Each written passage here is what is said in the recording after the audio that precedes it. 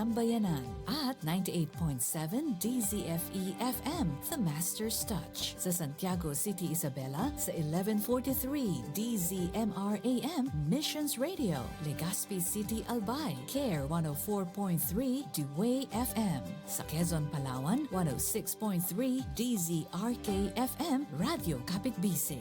Sa Tacloban City, 97.5 DYFE-FM, unang tugon ng pamayanan. Bacolod City, 1233 DYVS-AM, the sweet voice of salvation. Up 987 DYFR-FM, life-changing. Sa Cagayan de Oro City, 103.3 The New J DXJL-FM, your positive choice. Zamboanga City, 1116 DXAS-AM, your community radio. Cotabato City, 106.9 DXGR-FM, Radio Gandingan. Sa Coronadal City, 1062 DXKI-AM, your friendly voice. Davao City, 1197 DXFE-AM, the Good News Radio. Makakapakinig din sa mga online streams at sa mga mobile apps. FEBC Philippines, hanggang marinig ng lahat.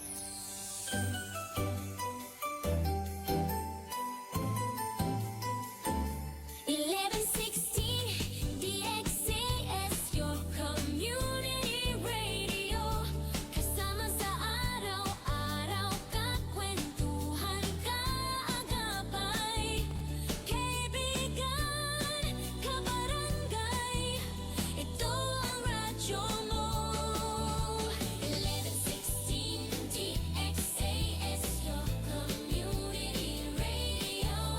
1116 DXAS, your community radio.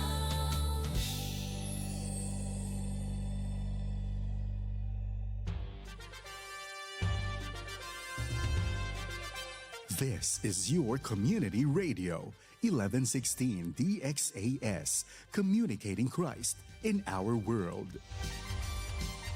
Mga usapang pampamilya at mga usapin ng tamang pagpapasya.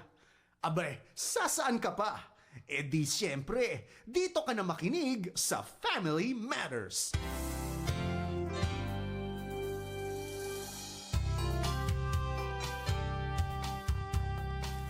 Kumusta? At isa na namang espesyal na Saturday sa inyong lahat. Naway maging espesyal ang araw na ito dahil ang Saturday ay inilaan natin para sa isang espesyal na kwento ng mga pinagdadaanan ng mga pamilyang may espesyal na pangangailangan.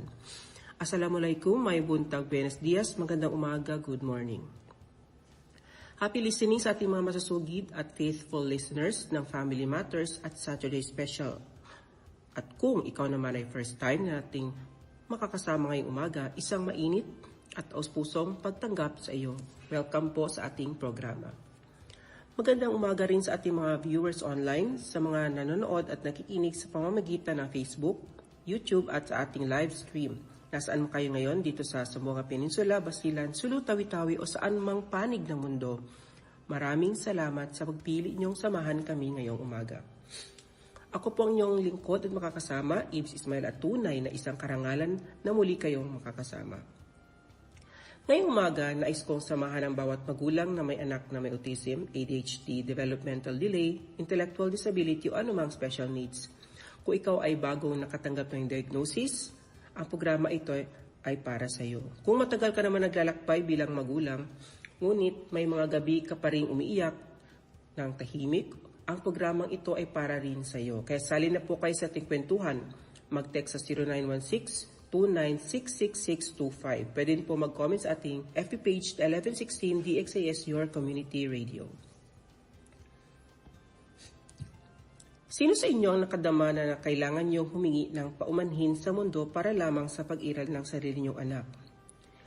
Ilang beses ka na bang pumasok sa isang mall, sa isang simbahan, o kahit isang simpleng pagtitipon ng pamilya at sa sandaling magkaroon ng meltdown ang anak mo o gumawa siya ng isang bagay na hindi naiintindihan ng iba, ang pumapasok agad sa isip mo ay, patawad po, pasensya, sorry na po, di ba?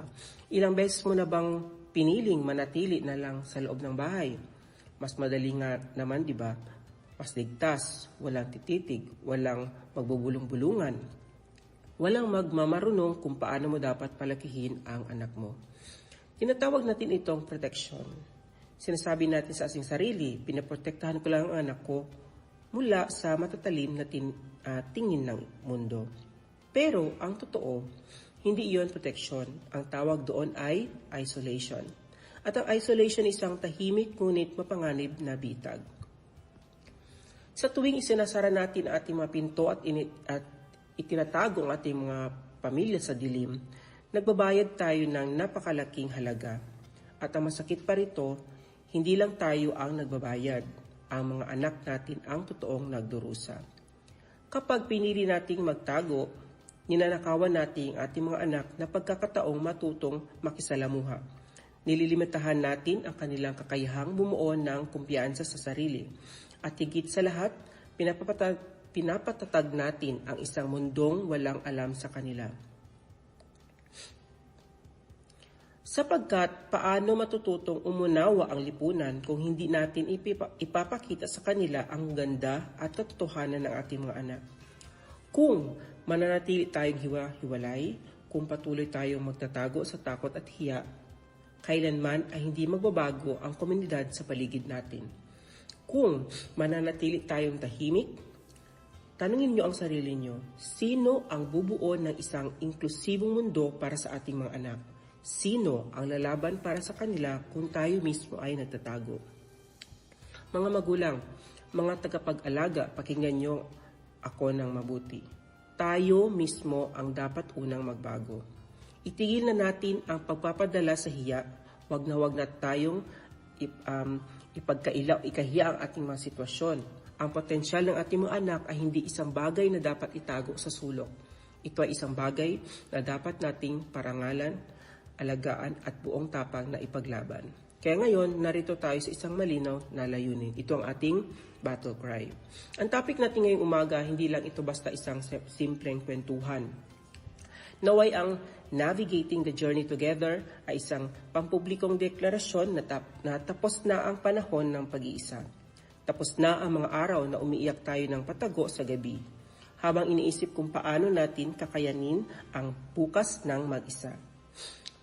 Lalabas tayo sa lilim, itataas natin ating mga boses, at tayo mismo ang maghuhubog sa komunidad na nararapat para sa ating mga anak. Bakit ba natin kailangan magkaisa? Una, para basagin ang isolation. Sa kwadradong silid ng bahay ninyo, wala kang kailangang ipaliwanag. Walang maghuhusga sa iyo. Ang bawat luhang pumapatak sa pisngi mo ay nararamdaman na rin ng katabi mo. Ang bawat maliliit na tagumpay ng anak mo, isang bagong salita, isang tamang paghakbang, isang minutong pag-upo ng tahimik ay ipinagdiriwang na natin ng buong puso dahil alam natin ang halaga ng bawat milimetro ng pag-unlad na iyon. Pangalawa, para gawing lakas ang ating mga sugat. Ang isang boses na nagmamakaawa sa paaralan o gobyerno para sa tamang suporta ay madaling balewalain. Ngunit, ang isang buong komunidad ng mga magulang na nakatayo ng magkakasama, hindi nila tayong balewalain. At tatlo, para itayo ang mundong nararapat para sa kanila. Hindi kailanman kusa o kusang magiging inklusibong mundo. Tayo ang kailangan magmulat sa kanila. Tayo ang kailangan magturo sa lipunan kung paano tanggapin, irespeto at mahalin ang ating mga anak. Sobra na ang pagtatago, sobra na ang paghihirap na nag-iisa. Huwag na nating hayaang ang takot ang magdesisyon sa kinabukasan ng ating mga pamilya. Magsimula ito sa atin. Tumayo tayo. Maglakad tayo ng sama-sama dahil kapag nagkaisa tayo ngayon, bibigyan natin ang ating mga anak na mas maliwanag at mas ligtas na bukas. Balikan natin ulit yung breaking the isolation. Madalas, ang isolation ay hindi lang nag-uumpisa sa apat na sulok ng bahay. Nagsisimula ito sa pampublikong lugar. Isipin mo ang isang simpleng pagpunta sa grocery store o mall kasama ang iyong anak. Biglang nagkaroon ng sensory overload ang bata, nag-meltdown, sumigaw o dumapa sa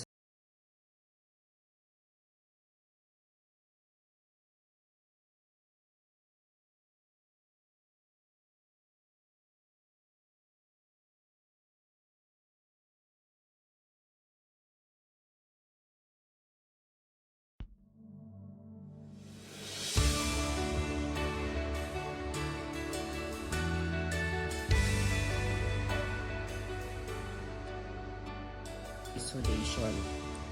Nagiging sariling isla ang inyong tahanan at ang laban na dapat ay may katuwang ay nagiging isang tahimik at nakapakapagod na pagdurusa. Ngunit ang pagtatago ay hindi proteksyon, ito ay nagiging bilangguan na nagkakait sa iyong anak na pagkakataong makasalamuha ang mundo. Ano bang pwede natin gawin? Magsimula sa maliliit na hakbang, small safe steps. Hindi mo kailangan biglang sumabak sa malalaking okasyon. Magsimula sa pagdadalaw sa maliliit na parent support, group o simpleng pakikipagkitang kape sa kapwa magulang na nakakaintindi sa iyong pinagdadaanan. Pwede din nag-aantay ka na matapos ang iyong anak sa klase. Pwede kang makipag-meet sa mga magulang na nag-aantay sa parking lot o sa mga tent sa labas, di ba? Kung saan tumatambay ang mga magulang. So, friends ka, tapos pwede mo rin kausapin yung anak nila, ganun. So, magsimula sa maliliit na hakbang. Second, huwag humingi ng tawad sa pangailangan ng anak. Kapag nagkaroon ng meltdown o kakaibang galaw ang iyong anak sa pampublikong lugar, huwag umanhin sa mga taong walang pag-unawa. Sa halip, na pasensya po, sanahin ang sariling sabing, may special needs po ang anak ko.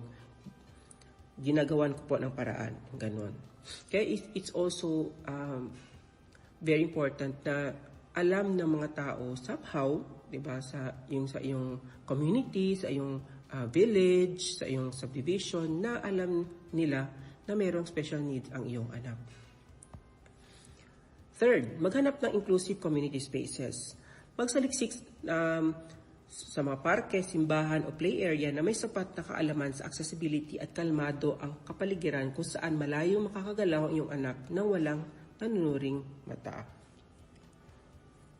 And lastly, gumawa ng safe network. Magkaroon ng kahit 2 o 3 kapwa magulang na maaari mong tawagan o i-message sa mga oras na pakiramdam mo ay sobrang bigat na ng mga pangyayari. Mga taong nakakaintindi na hindi mo na kailangan magpaliwanag mula sa simula. Kaya it's really important na meron kang parang core group or a small group. Yan. Actually, ang dami na nga sa online sa Facebook. Marang mga group about autism, mga awesome moms, awesome dads, awesome parents, ganyan. Pwede mong pasukan yun, tapos you can freely share what you mga experiences, tapos maraming maman ang nagre-reply doon at nag-comment kung ano mga dapat gawin. So ito ay isa sa mga pwede nating gawin na paraan. Kaya mga magulang, hindi ka ginawa ng Diyos upang pasagutin sa laban na ito ng mag-isa. Ang bigat na pinapasan mo ay hindi mo kailangan bipitin ng walang katuwang. Kapag dumarating ang mga sandaling pakiramdam mo ay abandonado ka ng mundo, alalahanin mo ang paalala sa banal na kasulatan. 1 Thessalonica 5:11, it says, "Kaya't mag-aliwan kayo at magpatibayan ang bawat isa tulad ng inyong ginagawa." Pinapaalala nito sa atin na ang pagtitipon at pag-aakayan ay hindi lamang simpleng kagustuhan. Ito ay isang divine order. Kapag sama-sama tayong naglakad, ang bawat maliliit na tagumpay ng iyong anak, ang kanyang unang salita, ang pagkatutong humawak ng kutsara o pagiging kalmado sa gitna ng ingay ay magiging tagumpay ng buong komunidad. Ang pagsasama ng mga magulang na may natatanging pagmamahal ay hindi lang pagtatago ng kwento. Ito ang pagbuo ng sandata laban sa takot at pag-iisa. Next, ang turning pain into power. Gawing lakas ang bawat sakit. Isipin mo ang tagpo sa loob ng opisina ng isang paaralan. Mag-isa kang nakaupo sa harap ng guidance counselor o principal. Tagaktak ang pawis, habang pilit mong ipinapaliwanag ng iyong anak ay nangangailangan ng shadow teacher o sensory breaks o mga kaunting pag-unawa kapag nahirapan siyang sumunod sa regular na leksyon. Ang sagot sa iyo, "Pasensya na po, wala kaming pasilidad para dyan." O kaya, "Baka hindi po nararapat ang anak nyo sa aming paaralan." Di ba ang sakit? Pauwi sa bahay, dala-dala mo ang mabigat na pakiramdam ng kabiguan. Masakit, maipagkait sa iyong anak ang karapatang matuto ng dahil lamang sa kulang o kaalaman at pasilidad ng lipunan. Ang sakit na ito, ang paulit-ulit na pagkatok sa mga saradong pinto ng paaralan, ospital at maging ng sariling barangay ay kayang pumutol sa lakas ng loob. Kapag nag-iisa ka lang na humingi ng tulong, madaling ipagbikit-balikat ng mga may kapangyarihan ang iyong boses. Mabilis nilang masasabi na iisa ka lang naman, di ba? Parang isolated case. Ngunit ang mangyayari kapag ang 50 magulang na may pare-parehong sugat at karanasan ay sama-samang kumatok sa pintong iyon, doon nagbabago ang kwento. Ang sakit na dating nagpapaiyak sa inyo sa gabi ay nagiging gasolina upang baguhin ang sistema. Ano ba pwede natin gawin? I-document nyo po at ipunin ang lahat ng iyong kwento. Build evidence, isulat ang bawat pagsubok na naranasan sa paaralan at health centers. Ang iyong mga personal na karanasan, ang pinakamalakas na patunay na kailangan baguhin ang umiiral na sistema. Second, bumuo ng kolektibong grupo sa paaralan at barangay. Huwag makipag-usap na mag-isa. Magtatag o sumali sa mga parent-teacher advocacy group sa inyong lokalidad. Kapag may pagpupulong sa barangay o eskwelahan, pumunta ng sama-sama upang maghain ng mga konkretong panukala para sa accessibility at inclusion. Kaya nga dito sa atin sa Zamboanga City, meron natin ginawang society like the Zamboanga Peninsula Autism Society. Ano ba itong society na ito? It's a society wherein parents, teachers, advocates, and even occupational therapists and specialists working together for an inclusive community. Last time, meron tayong nakausap na counselor, di ba? So, we were able to raise questions and mga issues na ating nararamdaman at na-experience sa ating community. Siyempre, wala naman silang alam kung ano nangyayari sa atin, di ba? And isa pa yan kasi sa atin mismo, for how many years, ito talaga napapansin ko. Alam mo yung hindi tayo masyado active sa community natin, sa barangay natin. Paano natin ma-access ang mga benepisyo sa gobyerno kung hindi naman alam ng gobyerno na meron tayong ganitong kailangan mga needs. So it's really high time for us to go to our barangays. Kaya sinasabi ko sa mga magulang na take part kung anong meron sa barangay, kung meron mga session ang mga programs ang barangay, makiramdam ka doon, be active, kasi para malaman ng barangay na may kailangan ka o may autism sa iyong barangay. Kasi minsan talagang meron yan silang budget Meron yan silang mga nakalang program. Hindi lang nila na-i-implement kasi nakikita naman nila na walang mga constituents na nangangailangan ng ganong program, so hindi nila i-implement. Pero since andoon ka, you make yourself present, i-implement nila ang program na yun kasi may need. Next, pwede natin gamitin ang inyong mga boses at social media, hindi para magreklamo lamang, kundi para magturo. Siyempre, mag-organisa ng maliliit na orientation sa iyong kapitbahayan tungkol sa iba't ibang kondisyon na tulad ng autism, ADHD o cerebral palsy upang palitan ng kaalaman ang maling hinala. Alamin ang mga umiiral na batas para sa persons with disabilities at special education sa ating bansa. Kapag alam nyo ang inyong mga karapatan bilang pamilya, hindi kayo madaling matakot o maiisa matanggihan ng mga institusyon. Yun naman talaga ang problema sa ating community. Kaya wala masyadong mga benepisyong nabibigay kasi wala naman talaga silang alam na merong ganito na pala tayo karami dito. Kaya it's really important to know your rules, to know your rights, lalo na yung sa mga resibo na meron kayong 20 mga ilang percent, 20%, VAT inclusion, yan. Marunong din tayo mag-compute niyan.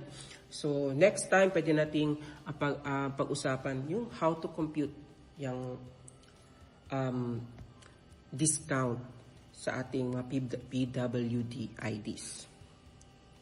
Mga magulang, ang luhang pumapatak sa iyong mga mata dahil sa kawalang katarungan at kawalan ng pag-unawa ng mundo ay hindi nasasayang. Ang bawat sakit na iyong nararamdaman ay may layunin, hindi upang kayo ay durugin, kundi upang patigasin ang iyong paninindigan para sa iyong mga anak. Huwag mong isipin na wala kang kakayahang baguhin dahil lamang sa ikaw ay isang ordinaryong magulang.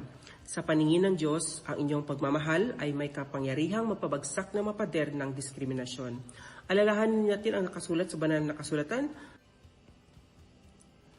Joshua 9, huwag kang matakot o mangamba sapagkat ang Panginoon mong Diyos ay kasama mo saan ka man magpunta.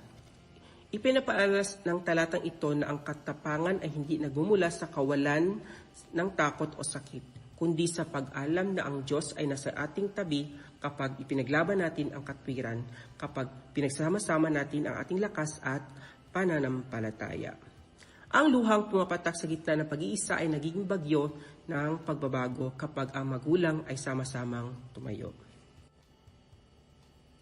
Next is building the world our kids deserve. Mga magulang, ang pagbuo ng mas magandang mundo para sa ating mga anak ay isang banal na tungkulin. Hindi aksidente na ibinigay sa iyo ang iyong anak. Pinagkatiwalaan ka ng Diyos dahil alam niyang may lakas at kakayahan kang maging tagapagtanggol ng kanyang natatanging likha. Huwag mong isipin na maliit ang inyong boses. Kapag sama-sama tayong tumayo bilang isang komunidad, ang ating boses ay nagiging sigaw ng katarungan at pagmamahal ng kakalampag sa puso ng lipunan. Sabi nga sa Galatians 6:9, huwag tayo magpapagod sa paggawa ng mabuti sapagkat sa takdang panahon tayo ay mag-aani kung hindi tayo susuko. Maaring mabagal ang pagbabago at maaring nakakapagod ang makipaglaban araw-araw para sa karapatan at pagtanggap ng iyong anak. Ngunit ang bawat pintong binubuksan mo ngayon, ang bawat taong tinuturuan mo ng pag-unawa at ang bawat hakbang na ginagawa natin ng sama-sama ay nagtatanim ng binhi. Darating ang panahon na ating mga anak ay mag-aani na isang mundong hindi na nila kailangan ipaglaban ang kanilang halaga. Isang mundong nakikita sila bilang mahalagang bahagi ng sangkatauhan. Hindi natin itinutuwid ang ating mga anak para magkasya sa makitid na mundo. Binabago at pinapalawak natin ang mundo upang magkaroon ng ligtas na tahanan ang ating mga anak. With that, mag-break muna tayo sandali at ipagpatuloy ang ating topic. Magbabalik ang Family Matters dito sa 1116 DXAS, your community radio.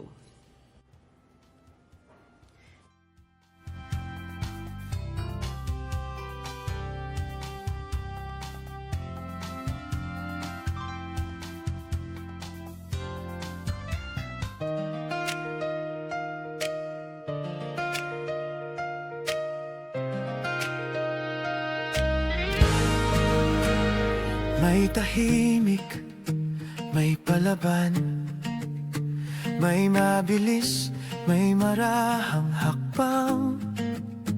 May nakikinig, may isipang naliligaw ng daan. May mapagmasid, may pusong nag-aalangan. Bawat isa'y may inyong hinirang ng may lalang. Bawat isa'y may landas na itinakdang tahakin kailanman. Kung bubuksan lang natin ang ating isipan at pahihintulutang manahan ng pag-ibig sa kalooban, dito nagsisimula ang ganap na pagtanggap. Dito unti-unting umuusbong ang pag-asa at pagyakap. Umunawa't magmahalan, mas liliwanag ang bukas sa ating tinatahak na daan. Makikita ang binhing handang maging punong matibay. May usbong na mamumukadkad sa tamang kapanahunan ng buhay. Gigising ang pangarap, ang kakayahan ay lilitaw, sapagkat bawat isa'y likha niya may saysay at tangan.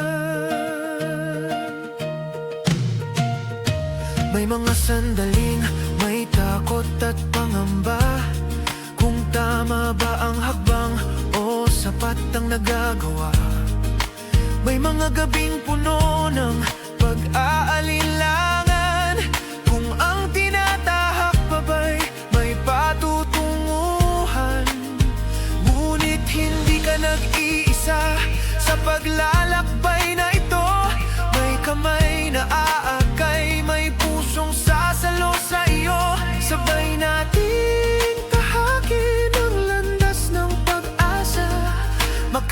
kamay sa bawat pagsubok na usang dumarating. Hindi kailangang matanaw agad ang hantungan. Sapat na ang pusong marunong magtiwala at manalangin. Sa bawat pagkukulang at bawat pagdapa, may biyayang inilalaan siyang hindi kailanman nawawala. Kung matututo tayong umunaw at magmahalan, mas liliwanag ang bukas sa ating tinatahak na daan. Makikita ang binhing handang maging punong matibay. May usbong na mamumukadkad sa tamang kapanahunan ng buhay.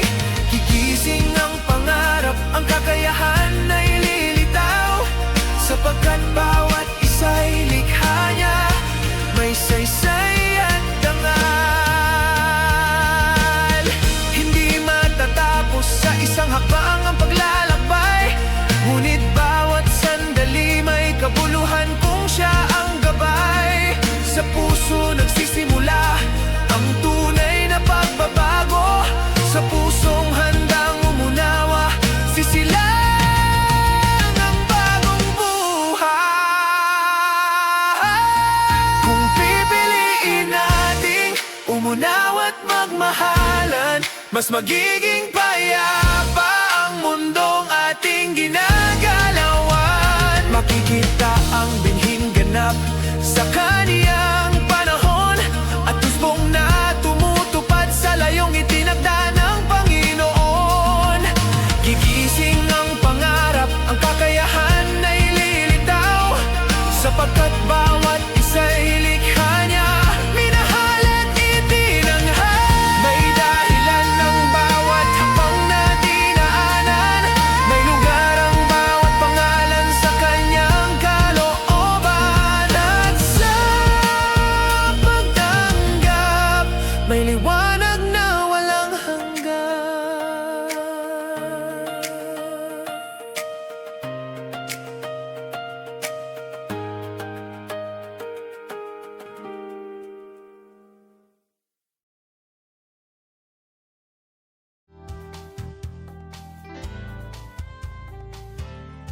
Kayo pa rin na nakikinig sa 1116 DXAS Radio Komunidad. Ito po ang programang Family Matters at ako po ang inyong makakasama, Yves Ismael. Ang DXAS ay isa sa mahimpilan ng Far East Broadcasting Company at kasapi sa kapisanan ng mga broadcaster ng Pilipinas. Ang FEBC ay isang non-profit, non-commercial, and donor-based radio station. Dahil sa katapatan ng ating Diyos at sa iyong partnership, tayo ay nagpapatuloy sa paghatid ng mabuting balita ni Kristo. Inaanyahan namin kayo maging bahagi ng ating radio ministry. Iscan ang QR code ng ating GCash o bank account para sa inyong donation. Please also send us a message para ma-acknowledge mo namin ang iyong donation. Maraming salamat sa iyong partnership at God bless. Magandang umaga pa din po, a blessed good morning sa ating mga masusugid na tagapakinig na patuloy na sumasama sa amin tuwing Sabado ng umaga. Taos-puso po kaming nagpapasalamat sa iyong walang sawang suporta at pagtitiwala. Kayo ang nagbibigay inspirasyon sa amin upang ipagpatuloy ang programang ito. At kung ikaw man ay ngayon palang unang nakikinig o nanonood, nais kong sabihin sa iyo mula sa puso, maligayang pagdating. We are truly grateful that you are here. Sana ay maramdaman mong bahagi ka rin ng ating munting pamilya. Isang mainit na pagbati rin sa ating mga magulang, mga kaibigan na nakakatutok dito sa pamamagitan ng Facebook, YouTube at iba pang online platforms. Magandang umaga rin sa ating mga tagapakinig sa buong Zamboanga Peninsula, Basilan, Sulu at Tawi-Tawi. Gayon din sa ating mga kababayang nasa iba't ibang panig ng mundo na nakikinig sa atin sa pamamagitan ng ating live stream.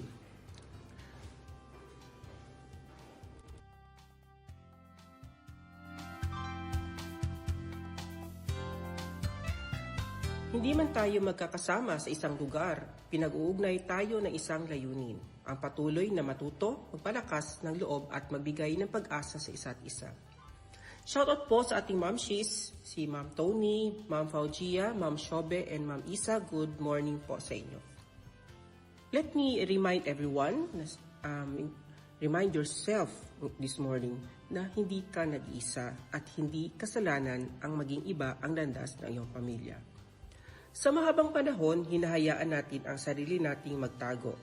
Naging tahimik tayong tagapagtiis sa gitna ng mga tingin at paghuhusga ng lipunan.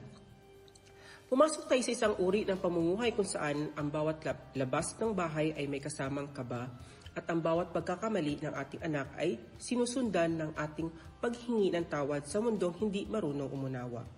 Ngunit hanggang kailan natin hayaan ang ganitong sitwasyon? Ang patuloy na pagtatago at pag-iisa ay hindi proteksyon para sa ating mga anak. Ito ay nagiging isang tahimik na bilangguan. Kapag hindi tayo kumilos, ang mundong ito ay mananatiling makitid para sa kanila. Kapag nananatili tayong nag-iisa at nahihiya, sino ang magtatanggol sa kanilang karapatan at magtayo ng kinabukasan kapag wala na tayo sa tabi nila? Sobra na po ang pag-iisa. It's time at oras para magising, tumayo at magkaisa. Ito ang ating battle cry. Upang baguhin ang takbo ng ating komunidad at makabuo ng mas ligtas at inklusibo na mundo para sa ating anak, let's discuss these true foundations. First is turn pain into purpose. Second is champion your child's voice. And third is to unite as one army. First is to turn our pain into purpose. Marahil ay sariwa pa sa inyong alaala ang araw na unang binasa ng doktor ang diagnosis na iyong anak. O kaya naman ay ang mga tahimik na gabi kung kailan habang tulog na ang lahat doon pa lamang bumubuhos ang mga luha mong matagal mong pinipigilan sa buong hapon. Hindi madali ang maging magulang na isang batang may natatanging pangangailangan. Sa likod ng ating matitibay na ngiti, marami sa atin ang nagtataglay ng malalalim na sugat. Naroon ang sakit kapag ang mga dating kaibigan o maging sariling kamag-anak ay unti-unting lumalayo, nagbibigay ng pahiwatig na mahirap kasama ang iyong anak. O kaya, hindi na kayo iniimbita sa mga pagtitipon. Naroon ang pait. Kapag nakikita mo ang ibang bata na malayong nakakapaglaro, habang ang anak mo ay nakatitig lamang mula sa malayo o kaya pilit na iniiwasan ng kapwa niya bata. May mga sandali po nga na pumapasok sa ating isip ang mga tanong na pumupunit sa ating puso. Bakit ako? Bakit ang anak ko? Ano ba ang mali kong nagawa? Ang mga sugat na ito, pagtakwil o paghuhusga at pagkabigo at ang patuloy na pag-aalala sa hinaharap ay napakabigat na pasanin. Kapag iniwan natin ang ating sarili sa gitna ng ganitong lungkot, maaari tayong lumubog sa matinding galit o kawalan ng pag-asa. Ngunit may panibagong katotohanan na dapat nating marating. Ang sakit na iyong pinagdaanan ay hindi dulo na iyong kwento, ito ang simula na iyong pinakamagiting na misyon. First, iproseso ang lungkot at huwag itong itanggi. Acknowledge and process the grief. Ang pagiging matatag ay hindi nangangahulugang bawal kang umiyak. Tanggapin mo na may mga araw na talagang mabigat. Ang pagtanggap sa iyong mga emosyon ang unang hakbang upang hindi ka magiging permanenteng biktima ng iyong situation. Baguhin ang pananaw sa mga hamon. Sa halip na ituring ang diagnosis bilang katapusan ng mga pangarap, ituring itong bilang simula sa isang natatanging paglalakbay. Ang bawat hamon sa paggamot, therapy o pagtuturo ay hindi para sirain ka, kundi para patibayin ang iyong kakayahang magmahal ng walang kondisyon. Isulat at ibahagi ang iyong kwento. Ito ay pinakamagandang paraan. Isulat niyo po at ibahagi ang iyong kwento. Huwag mong ikahiya ang iyong mga pinagdadaanan. Isulat ang iyong mga maliliit na tagumpay at maging ang mga araw ng pagkatalo. Kapag ibinibahagi mo ang iyong tunay na buhay ng iyong pamilya sa tamang paraan, binibigyan mo ng lakas na loob ang ibang magulang na nagdurusa rin sa kadiliman. You may have, siguro nasa 2 years ka na sa iyong autism journey. So meron diyang mga parents na nagsisimula pa lang na tila maraming walang kasiguraduhan ang kinabukasan. With your stories, marami kang ma-inspire na meron palang kinabukasan ang kanilang mga anak through your story. Gawing aksyon ang bawat pagtanggi. Kapag may mga pintong isinasarado sa iyong anak tulad ng paaralang ayaw siyang tanggapin o pasyalang walang angkop na kagamitan, huwag lamang lumakad palayo ng may sama ng loob. Gamitin ang karanasang iyon upang magsaliksik, magtanong sa mga otoridad at maghanap ng o magtayo ng tamang alternatibo. Kaya ito sinasabi ko na huwag niyong pilitin kung may mga schools na tinanggihan ng iyong anak. It's just paraan, parang blessing in disguise na hindi yan ang tamang school para sa inyong anak. Marahil, baka that school is not capable to handle children with special needs, so wag na natin ipilit. Kasi at the end of the day, ang kawawa naman ang iyong anak kasi hindi nabigyan ng magandang intervention dahil ang school na yan ay walang kapasidad para mag-train ng may special needs. Mga magulang, walang luha na pumapatak sa iyong mga mata ang nasasayang o hindi nakita ng Diyos. Ang bawat puyat, pagod, at panalangin sa gitna ng gabi ay may kaakibat na mas malalim na layunin. Hindi ibinibigay sa iyo ang iyong anak upang ikaw ay parusahan, kundi upang ipakita sa pamamagitan mo ang tunay, dakila at walang pag-imbot na anyo ng pagmamahal. Kapag pakiramdam mo ay ginigiba ka ng mga pagsubok, alalahanin mo ang pangako ng banal na kasulatan sa Romans 8:28. At alam natin na lahat ng bagay ang Diyos ay gumagawang kasama ang mga nagmamahal sa Kanya, sa ikabubuti ng mga tinawag ayon sa Kanyang layunin. Ang iyong mga sugat ang magiging batayan ng iyong otoridad. Walang sino mang makakapagsalita tukol sa pangangailangan ng ating mga anak ng mas higit pa sa magulang na mismong lumakad sa apoy ng pagsubok.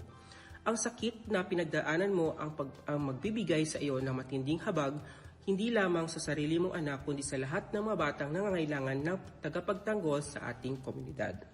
Kapag natutunan na nating yakapin ang ating mga sugat at gawing layunin ng ating sakit, may panibagong pagbabago na nangyari sa ating loob. Hindi na tayo nanatiling tahimik na nagtitiis lamang. Ang puso natin na dating puno ng takot ay nagkakaroon na ngayon ng tapang at paninindigan.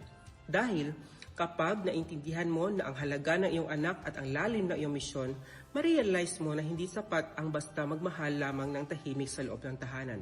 Ang pagmamahal na iyon ay kailangan magkaroon ng boses sa labas, sa harap ng mga doktor, sa silid ng mga guro at sa bulwagan ng ating komunidad. Second, being champion of your child's voice. Dumating ka na ba sa puntong nakatayo ka sa loob ng opisina ng isang principal, therapist o doktor, habang ang dibdib mo ay kumakaba at ang mga kamay mo ay nanginginig? Naranasan mo ba ang iyong pakiramdam na para kang litong-lito sa mga medical at educational na termino na binabato sa iyo? May mga salitang like cognitive delay, behavioral issues, developmental milestone, o non-verbal na para bang ang anak mo ay isa na lamang papel ng mga sintomas at kulang. Mas masakit pa rito, naranasan ng maraming magulang ang pagtato sa kanila ng mga tinatawag na eksperto ng may kaunting pagmamaliit.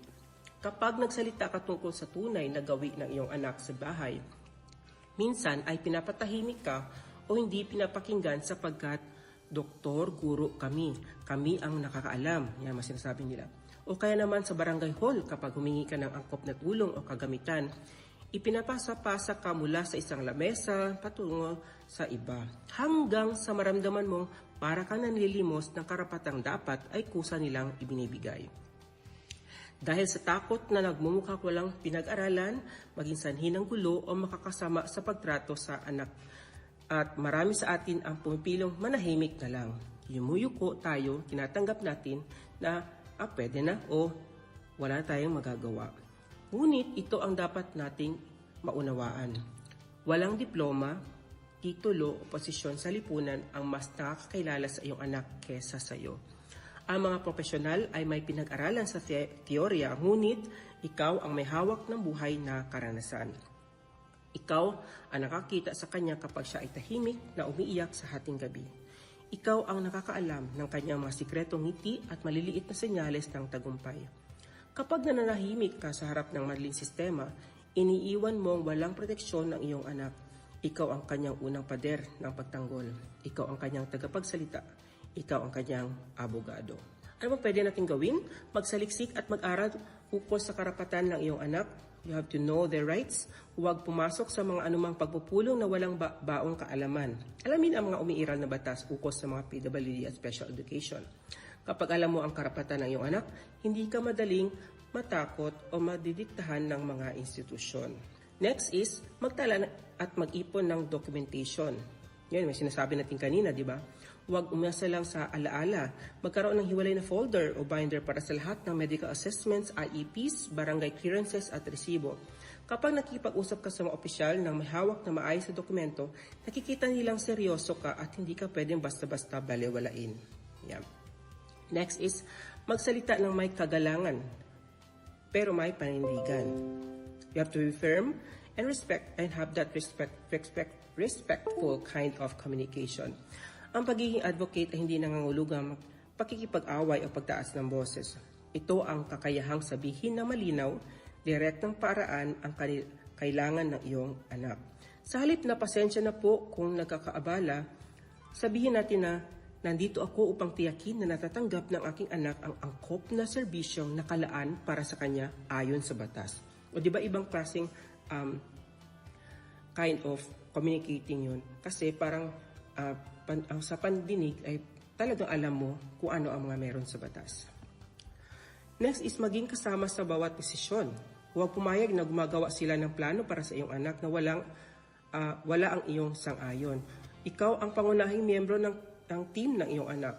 Kung may rekomendasyon o guro o doktor na sa tingin mo ay makakasama sa emosyonal o pisikal na kalagayan ng bata, may karapatan kang magtanong, humingi ng second opinion at tumanggi. Kaya it's really important to be really to take part in the education of your child and sa mga therapies, kung ano mga interventions na binibigay ng mga occupational therapists o ng mga educators, sa mga teachers, dapat alam mo. Huwag mong maliitin ang kapangyarihan ng iyong boses. Ipinagkatiwala ng Diyos ang natatanging batang iyan sa iyong mga kamay sapagkat alam niyang taglay mo ang tapang na kailangan upang siya ay ipaglaban. Ang iyong boses ang magsisilbing lakas ng kanyang mga binti kapag hindi niya kayang humakbang at ang iyong paninindigan ang magiging silong niya sa gitna ng bagyo. Kapag pinanghihinaan ka ng loob na magsalita sa harap ng mga makapangyarihang tao o malalaking institusyon, alalahanin natin.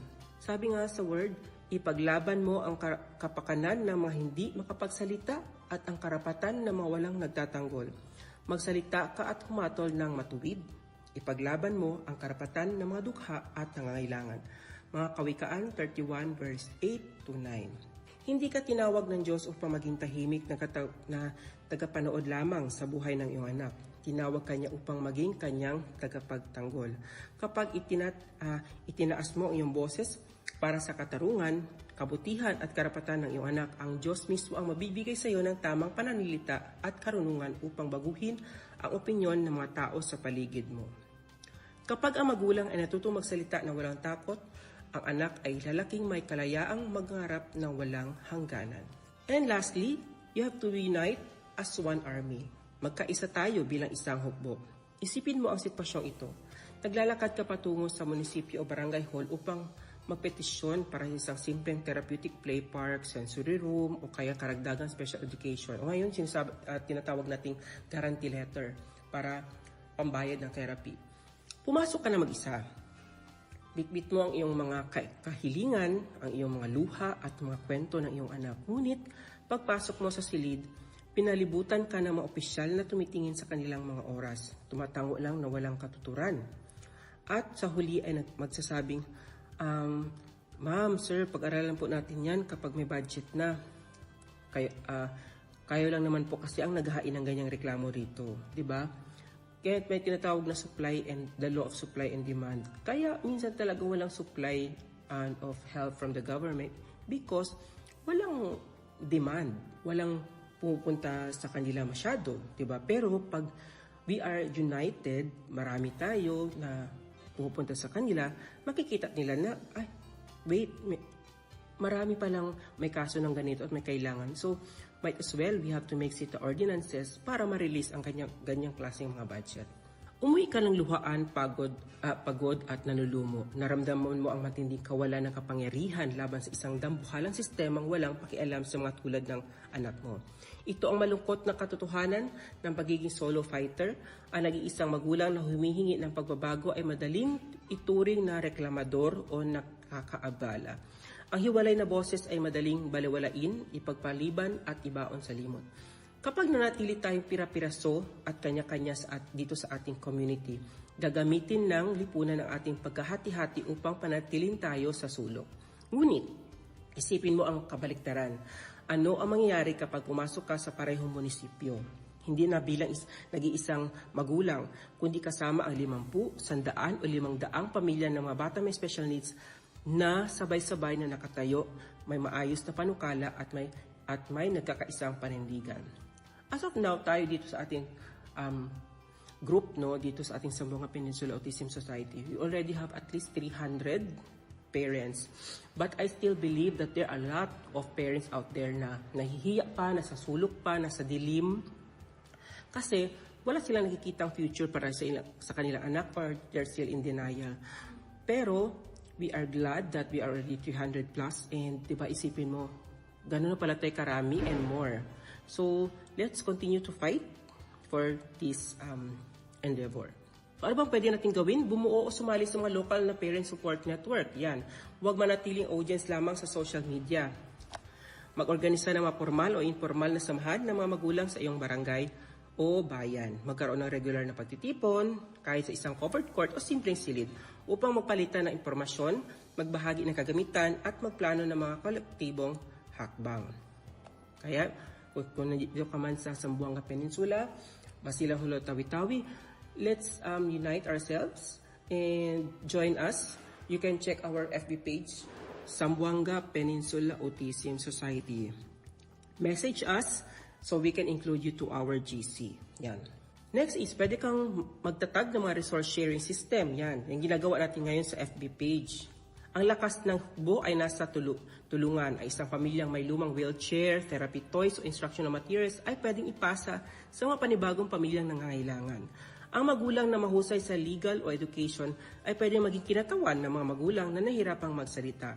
Kapag pinagsama-sama ang kakayahan ng bawat isa, walang pamilyang maiiwan. Huwag lumapit ng walang malinaw na layunin. Bilang isang samahan, bumuo ng maayos na resolusyon para sa inyong, pwede ka mag-suggest para gawing resolusyon sa inyong local government unit.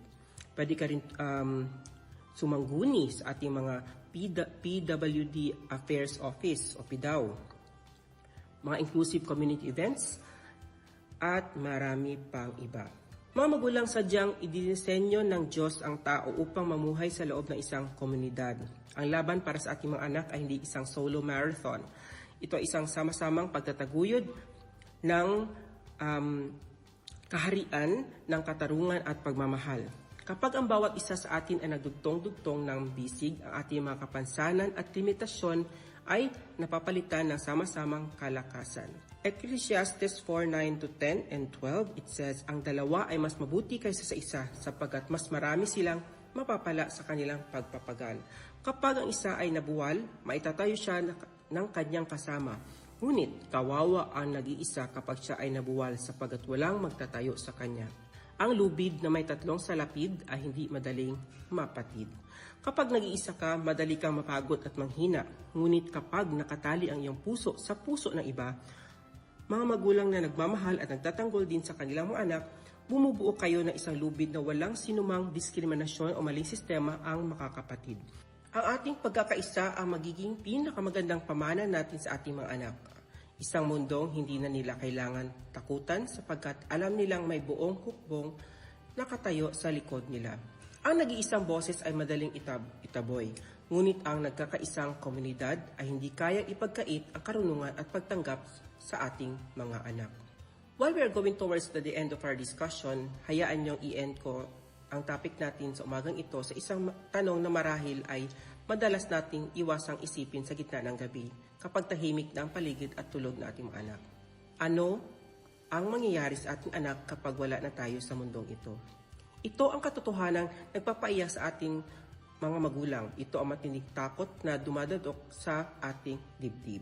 Dahil gaano man natin pagpakasakitang bantayan sila ng 24 oras, gaano man natin isakripisyo ang ating lakas at pera, narito ang payak at masakit na realidad. Hindi tayo forever nakasama ng ating mga anak. Darating at darating ang araw na ipapasa natin ang hawak na ating kamay sa mundong ating iiwanan. At kapag dumating ang araw na iyon, anong uri ng lipunan ang madaratnan nila? Isang lipunan pa rin ba na nakatitig sa kanila ng may pagtataka? O isang komunidad pa rin ba na walang angkop na kagamitan, walang pag-unawa at walang lugar para sa kanilang talento? Isang mundo pa rin ba kung saan kailangan nilang ipaglimos ang karapatang maging kabilang? Kung mananatili tayo sa mindset na kanya-kanya, kung saan ang iniisip lang natin ay sarili nating tahanan, ang sarili nating budget sa therapy, at ang sarili nating pamilya, isinasakripisyo natin ang kinabukasan ng ating mga anak. Naintindihan ko naman kung bakit tayo naging kanya-kanya. Nagsimula ito sa pagprotekta sa sarili. Dahil sa dami ng pinto na isinasarado sa atin, natuto tayo magtayo sa sarili nating maliit na mundo sa loob ng ating bahay. Sinasabi natin sa sarili natin, basta ligtas ang anak ko sa loob ng 4 na sulok ng aming tahanan, sapat na. Ngunit, baging tapat tayo ngayong araw. Ang kanya-kanya ay isang maling pag-asa. Maaring maligtas ng kanya-kanya ang ng anak mo ngayong araw. Ngunit, hindi nito maihahanda ang komunidad para sa kanyang bukas. Kapag ang bawat pamilya ay nakikipaglaban na mag-isa, na nag-aaksaya tayo ng lakas, ang resources na pwede natin paghatian ay nagiging kulang. Ang boses na pwede maging sigaw ay nagiging bulong. Panahon na upang baguhin ang ating pag-iisip. Hindi na sapat ang I empower my child. Ang kailangan natin ay empower the community. Kailangan nating harapin ang katotohanan na hindi tayo forever nakasama ng ating mga anak. At ang pagpapanatili ng ating pagsisikap sa loob lamang ng sarili natin, bahay ay nag-iwan sa kanila ng panganib kapag wala na tayo. Ang paglipat mula sa mindset na kanya-kanya tungo sa pagpapalakas ng buong komunidad ay nagtatayo ng isang proteksyon na mapaaralan, kapitbahay at pampublikong lugar na mga halaga sa kanila sa hinaharap. Tulad nga ng sama-samang pagtatayo ng pader ng Jerusalem sa aklat ni Nehemias, ang ating pagkakaisa ngayon ang mag-iwan ng permanenteng pamana sa pagtanggap upang ang ating mga anak ay mabuhay sa isang mundong ligtas, may paggalang at may pagmamahal. Manalangin tayo. Ama naming Diyos na lumilikha ng lahat na nakakilala sa bawat tibok ng aming mga puso, lumalapit po kami sa inyo ngayong araw ng may bukas na palad at bukas na kalooban. Panginoon, kayo ang nakakita sa aming mga lihim na luha, sa aming mga puyat, at sa matinding pagod na paminsan-minsan ay dumadatok sa aming pagkatao bilang mga magulang. Kayo ang nakakaalam ng aming mga takot sa tuwing naiisip namin ang hinaharap ng aming mga anak. Hinihingi namin ngayong araw ang iyong banal na biyaya. Ipagkaloob niyo po sa amin ang lakas sa mga araw na pakiramdam namin ay ubos na kami. Ipaalala niyo po ang iyong biyaya ay sapat at ang iyong kapangyarihan ay naging ganap sa aming kahinaan. Bawiin niyo po ang aming pagod at punan ang puso namin ng iyong walang hanggang kapayapaan. Ipagkaloob niyo po sa amin ang tapang at karunungan. Turuan niyo kaming magsalita ng may paninindigan at pagmamahal upang maging matatag na boses at tagapagtanggol ng aming mga anak. Bigyan niyo po kami ng malinaw na pag-iisip upang maging gabay at liwanag sa kanilang buhay. Pag-isahin niyo ang aming komunidad, alisin niyo po ang takot, hiya at pag-iisa sa aming mga puso. Turuan niyo po ang aming mga kapitbahay, paaralan at lokal na pamahalaan na makakita gamit ang inyong mga mata upang matutunan nilang yakapin, igalang at mahalin ang aming mga anak ayon sa inyong dakilang layunin. Pinagkakatiwala po namin sa inyo inyong mga kamay, ang buhay, kalusugan at kinabukasan ng aming mga anak. Alam namin na higit po silang mahal kaysa sa kakayahan naming magmahal. Kaya gamitin niyo po kami bilang inyong mga kasangkapan upang magtayo ng isang mundong mas ligtas, mas maunawain at puno ng iyong pagmamahal. Ito ang aming taus-pusong panalangin sa pangalan ng iyong anak na si Jesus. Amen. Kung kailangan nyo ng makakausap na tunay na nakakaunawa o baka gusto nyo matutong maging mas epektibong magulang at tagapagtaguyod ng iyong anak, nandito po kami. Hindi dahil hawak namin ang lahat ng sagot, kundi dahil handa kaming makinig, samahan kayo, ipanalangin kayo at kung kayo kinakailangan, ay tulungan kayo maituro sa mga tamang tao at tamang serbisyo. Kung may mga pinagdaraanan kayo, kung may mga tanong kayo tungkol sa autism at ibang special needs, kung nalulungkot kayo, kung nalilito kayo, at kung kailangan nyo na lamang ng isang taong makikinig, huwag po kayong mahiyang mag-message po sa amin. Magkakasama nating hahanap ng paraan ang iyong mga alalahanin, magkakasama tayong manalangin, at kung kinakailangan, magsangguni tayo sa mga taong maaring makatulong. Dahil naniniwala po kami na ang pagpapalaki ng isang bata may special needs ay hindi lamang responsibilidad ng isang pamilya. Ito ay responsibilidad ng isang komunidad. Sabi nga, di ba, it takes a village to raise a child. Ngunit, nais ko itong dagdagan pa. It takes a compassionate community to build an exclusive society. Kaya, we invite you, bisitahin ating Facebook page, Zamboanga Peninsula Autism Society. At dito rin maaari po kayong mag-iwan ng iyong mga message dito sa 1116 DXAS, your community radio. Narito kami upang makinig, narito kami upang umalalay, at higit sa lahat, narito kami upang ipaalala sa iyo, hindi kayo nag-iisa. Magandang umaga po. At ito muna, magtatapos ang ating kwentuhan sa umagang ito, naway naging makabuluhan ang ating kwentuhan and hoping that this morning's topic will help us to be better parents to our kids. Maraming salamat po sa inyong oras, pakikinig at patuloy na pagtitiwala sa Family Matters Saturday Special dito sa 1116 DXAS. Lumusin po kami nagpapasalamat sa ating mga pasasipag na technicians, Sir Romel Paulino at Rolando Alfonso na walang sawang naglilingkod sa likod ng himpilan. Inaanyahan po namin kayong samahan kami araw-araw. Ang Family Matters po ay marinig Lunes hanggang Sabado tuwing 9:30 ng umaga. You can also check us on Facebook and YouTube channel. Muli po, ako po si Ibs Ismael. Nagpapaalala ng bawat hamon sa buhay ay gumagaan kapag sinimulan sa pag-unawa at hinaharap na may bukas na puso at ipinagkakatiwala sa Diyos. Ang Family Matters po ay kasama niyo sa pagtaguyod ng pamilyang Pilipino.